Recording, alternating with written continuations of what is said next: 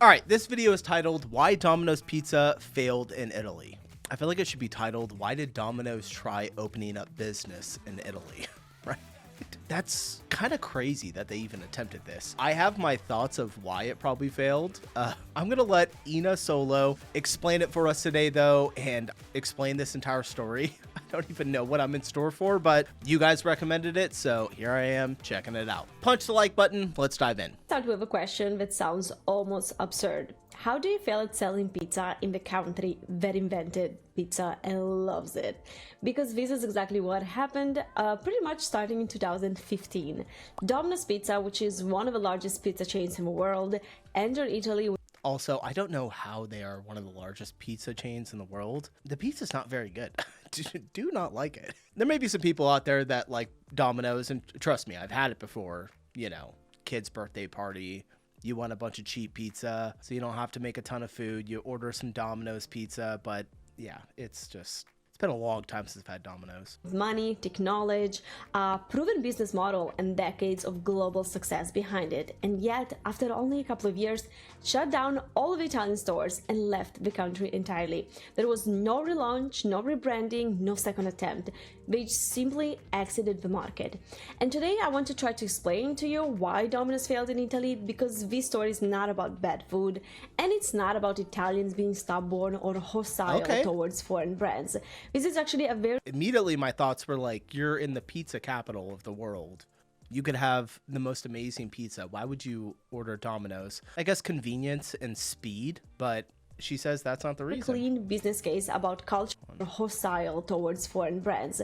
This is actually a very clean business case about culture, value perception, and what happens when a global company just assumes that success can be automatically transferable.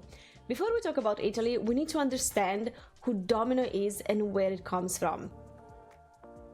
Domino Pizza was founded in 1960 in Michigan in the United States by Tom Monahan. I hope that I pronounced my name correctly. It started as a small pizza store, and from the very beginning, it was never really about pizza as a culinary product. It was about speed, efficiency, and logistic. They never tried to be the best pizza in the world, but it tried to be the fastest, the most reliable, and the most scalable. Its most famous slogan for years was "Pizza delivered in 30 minutes or less." I remember this. Oh, I remember this. Yeah, they used to have the 30 minutes or less. I think is it still active? I don't know. They almost never made it though. Its most famous slogan for years was "Pizza delivered in 30 minutes or less." That slogan alone tells us everything that we need to know about the company's DNA. And today, Domino operates in more than 90 countries, has over 20,000 stores worldwide, and generates tens of billions of dollars of global revenue every year, which is incredible. Just to be extra precise, when I talk about tens of billions of dollars, I'm actually referring to global retail sales across Domino's stores worldwide. Domino's actual reported revenue is closer to $5 billion across a year because most stores operate under a franchise model. So when a company like this enters a market, it doesn't do it randomly. There's tons of research, projections, and strategy that has to be built. And when Domino looked at Italy... This reminds me a lot of Walmart going into, what was it? Was it Germany? Or just like Europe in general? When Walmart tried to make a dent into the market? The opportunity seemed obvious. From a corporate point of view, Italy almost looked like a paradox because pizza is everywhere. People eat pizza constantly, and yet there are very few national chains. The market is extremely fragmented because it's made up of small pizza places, small pizzerias that often are family run and have been there for decades. Many are informal, and from the outside that fragmentation looks like inefficiency, and quite often in business, inefficiency means opportunity. So Domino believed that it could bring what had worked elsewhere: the standardization, centralized kitchens, strong branding, and aggressive promotion, and above all, technology, all in Italy. So they decided to enter the market in Italy around 2015, starting in Milan through a master franchise agreement with a local group. Milan was chosen because it's international, business-oriented, and definitely more open to external opportunities compared to other Italian cities. So the idea was simple: start in Milan, prove a model, and then scale. And on paper, obviously it made sense. But in reality, the problem was so much deeper. So the first and the biggest misunderstanding was about what pizza actually represents in Italy. Because for us, it's not just food, it's way more.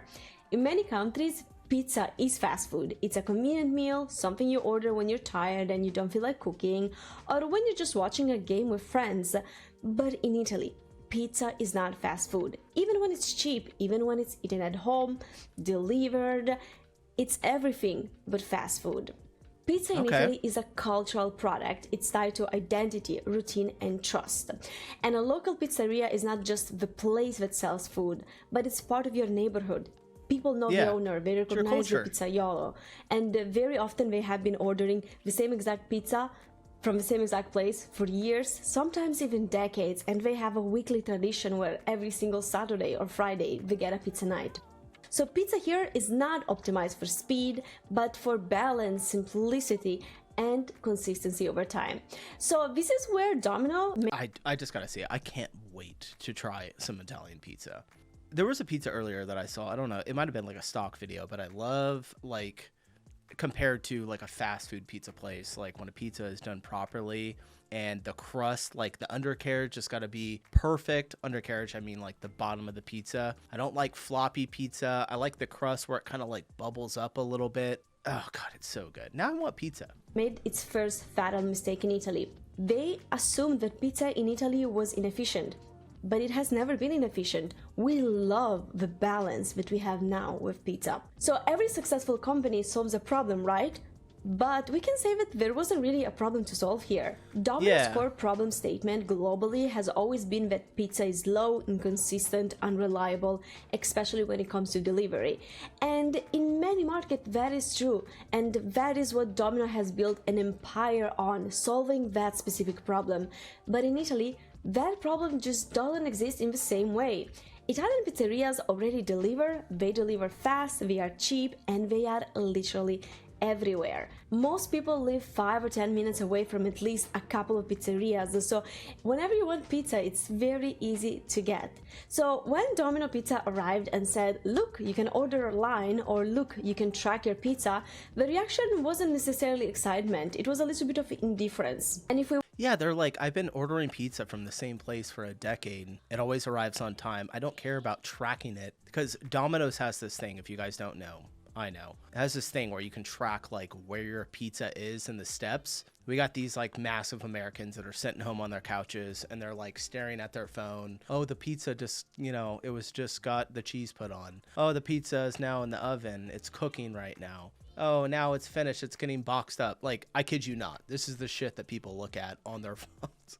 It's wild. Like, anytime we order pizza, we order it from our local, like, mom and pop place that makes pizza. We don't order it from Domino's. And most of these companies, all these, like, fast food places, Domino's, Taco Bell, McDonald's, like, all these fast food chains are literally struggling so bad right now in our country because people just they're not enjoying it as much anymore. Prices have gone up. It's kind of pointless when you can just go to a mom and pop place. We want to be honest, already back in 2015, we didn't have yet the big delivery apps that we have nowadays. Like in Italy, we use Glovo and Deliveroo a lot.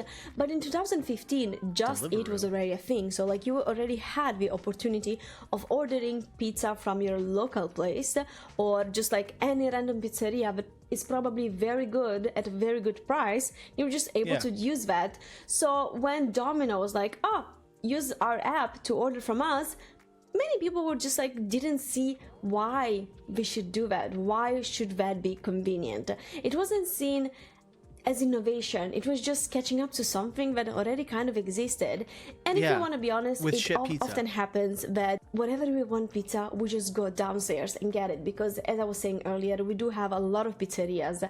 Literally, I can go downstairs and be in a pizza place in less than 2 minutes. So I guess that what I'm trying to say is that Domino was offering a solution without a real problem. And then there was the issue of the price and value perception, which is crucial in Italy.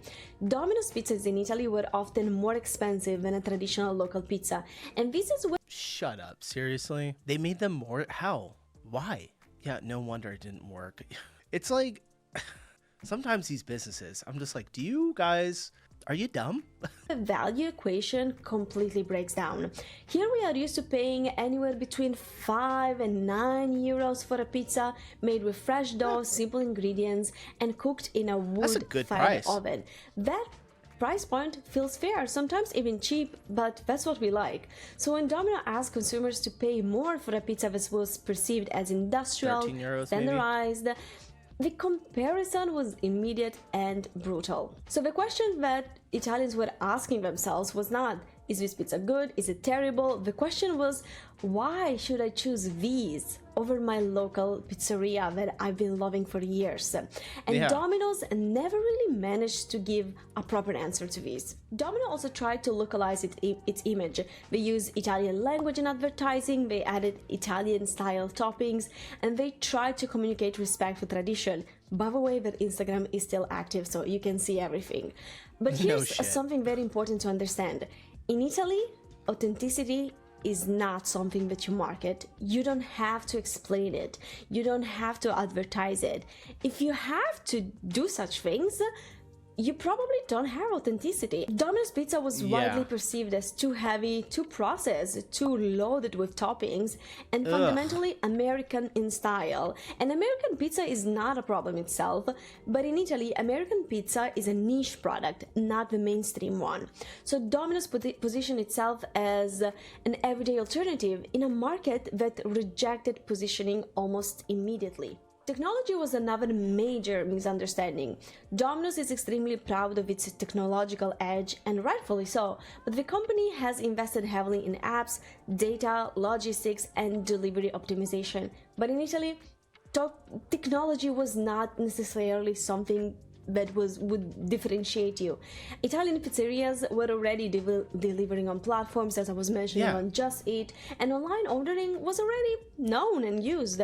So convenience was already built into that daily life. So this just absolutely, I know I'm pausing, but like this just blows my mind. Like if Domino's came up and asked me, hello Domino's, they came up and asked me like, hey, we're thinking about opening up a franchise in Milan, I'd be like, are you stupid? What do you mean you're gonna open? Why would you? Do you want to lose money? What do you want? Maybe if Domino's was like, we're gonna do like exquisite pizza, we're gonna do a higher tier of pizza, we're gonna put way more effort into it, it's gonna be nothing like anyone's ever had before, then you might be like, all right, I'll give it a try. Let's see what the quality of food tastes like first. But no, they just like carbon copied what they did in other countries and tried to throw it in there. Technologically, it didn't really add any perceived value. In some cases, it even created distance and made people wonder why this pizza needed so much infrastructure to complete. Another underestimated factor was local loyalty. So in Italy, pizza loyalty is deeply, deeply personal. People don't say, I ordered from Domino's. They say, I ordered from my pizzeria, because that's just normal for us. That relationship, I don't want to say that it's emotional, but it kind of is, because the owner recognizes you, the staff remembers your order, there is a sense of continuity and familiarity, they know my dog's name. Domino's business model relied heavily on brand loyalty and habit formation, but Italians don't really build food habits around brands. We build them around people, if that makes sense. At this point, some of you will simplify the story and say that Italians are close-minded, but that's not true at all. No, Italy has embraced burgers, sushi, kebab, poke, fried kitchen, and many other different types of cuisines. These foods succeeded because they didn't compete directly with something that Italians already consider part of their cultural identity. Domino's wasn't introducing something new. They were trying to industrialize something that Italians already felt that was perfect. Yeah, this is like Olive Garden trying to go into Italy. Like, I wonder if there is an Olive Garden in Italy. I highly doubt it, but if they're gonna go out of business. That is a very difficult battle to win. Obviously, we have to mention everything that happened in 2020.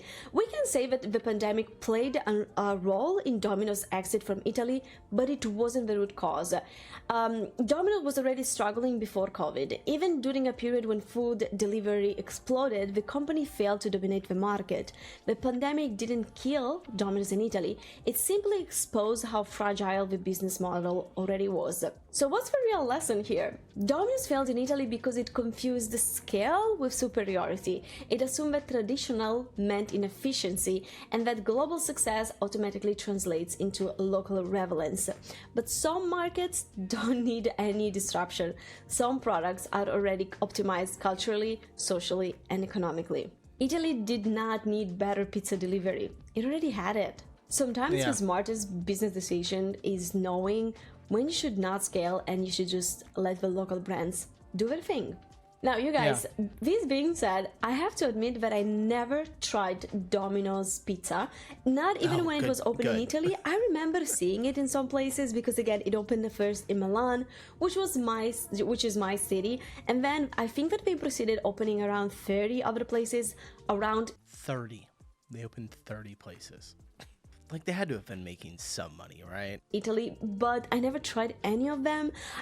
Maybe one day when I will travel abroad, I will try one just for the sake of it.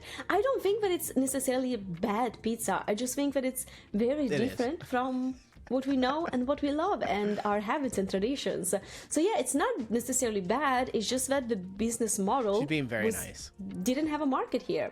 Let me know, guys, if you like Domino's pizza, if you already knew some of these things about the story. Of course, there's so much more that has to be said, but I tried to make like a nice summarized video for you guys so I can maybe educate you with a topic that you were not familiar with. And if you want to do a deeper dive, you are absolutely welcome to. I'd be curious to see what some of the Domino's pizza tastes like in like European countries. I would imagine it's probably a little bit better. I know I've been kind of shitting all over Domino's pizza throughout this video, saying that it's crap, and I know some of you probably order Domino's pizza occasionally. You know, I'm sure it probably tastes a little bit better over in Europe because it doesn't have all the preservatives and the crap in the food that we have here. So yeah, all right, fantastic video. If you guys want to check out Ina, I'll have her link down in the description below. Thanks for the recommendation. This was a good one. And with that, I'm getting out of here. Appreciate you guys watching. I'll see you in the next video. Peace.